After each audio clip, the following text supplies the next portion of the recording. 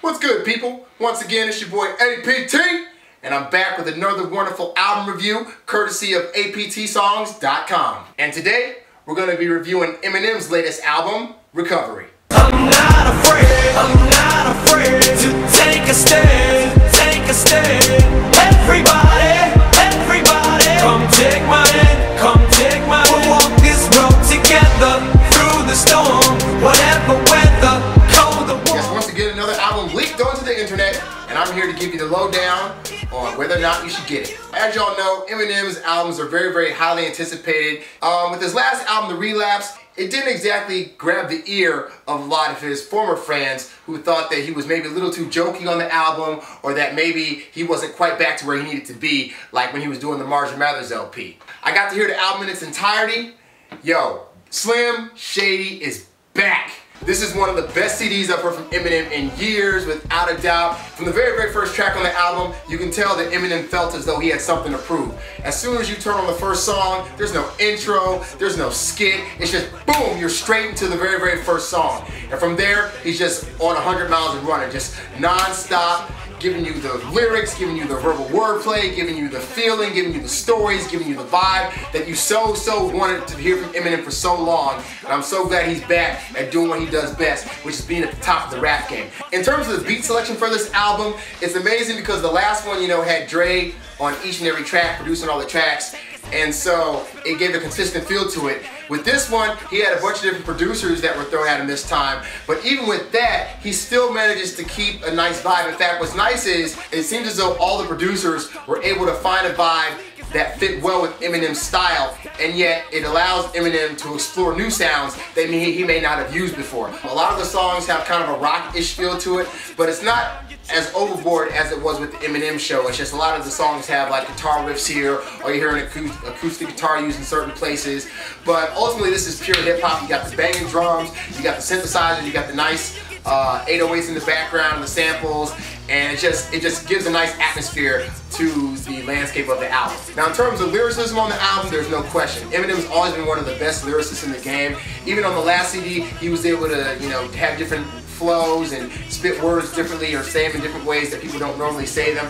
With this one though, he's back in full force. It's almost like he's battling somebody. He's got like the witty metaphors, the punchlines, the effortless wordplay, and then he's also got songs where he takes on a more serious tone. But what's nice is he can switch between all these different modes, and not at any time does it feel like he's either trying too hard or selling out. Like he'll go from, you know, spitting witty lines like my fillet is smoking weed, get back at the stakes are high, talking about how much he misses Proof, or, you know, his family life in terms of, you know, being around his daughters, or how he was when he was on drugs and how that was affecting his family life. What's also nice is Eminem has some songs on the album where you think it's going to go in one direction and then it goes someplace else. A particular example is the song 25 to Life, where when I first heard it, I think he's rapping about Kim or what they're going through, and he starts mentioning wanting to get a divorce and this and that, and then it takes a completely different direction. Not only do you have to listen to the words, you also have to listen out for some of the little nuggets that Eminem leaves in his songs. You know, he always leaves little surprises in, whether it's like a quick word change or a sudden switch up in flow, or even on the Won't Back Down, like he turns the volume down and then turns it back up. Turn me back up, are you insane? Trying to talk. So those are just some nice little surprises for the listener that are in the album. Now, in terms of guest appearances, on the last album he only had 50 Cent and Dr. Dre, but on this album he's got a few more guest appearances, all of which actually help enhance the songs. They don't overpower Eminem, but they do add a little something to the song. It's nice to hear Pink on the Won't Back Down song singing the chorus, because she's kind of a rebel herself, so I think those two go together really well on tracks. He also has Rihanna on a track called Love the Way You Lie, and I was surprised that he would actually use her on a track, but surprisingly her cryptic sounding voice actually goes great with the content of the song, which is him talking about, you know, going back and forth with Kim, between going with her and then not going with her. Now, this album also features a track with Lil Wayne called No Love, and what's actually surprising, and I'm sure people can probably either agree or disagree on this one, but Lil Wayne actually stepped up above Eminem on this track. It's interesting because, you know, most of the tracks, you know, Eminem has like a lot of metaphors and punchlines. On this particular track, Wayne brings those punchlines and metaphors, and when it's Eminem's turn, he actually just ends up rapping fast more so than being as witty as Wayne. So Lil Wayne just stepped just a little bit. I mean, you can comment below if you agree or disagree. That was just my opinion on it. Now, the album is on point. There are a few small little criticisms I give to the album. First of all, no Dr. Dre. What the heck? You did all your albums up to this point where Dr. Dre was on at least one song, and now we don't hear him on the album spitting any tracks. So I don't know if that's because he's busy with Detox or what, but I do miss that. Also, some of the choruses of the album, while they are catchy, they're either sampled or sung by another artist. And it's not that that's necessarily a problem, it's just that me personally, I always prefer Eminem doing his own choruses because I think he does them very, very well.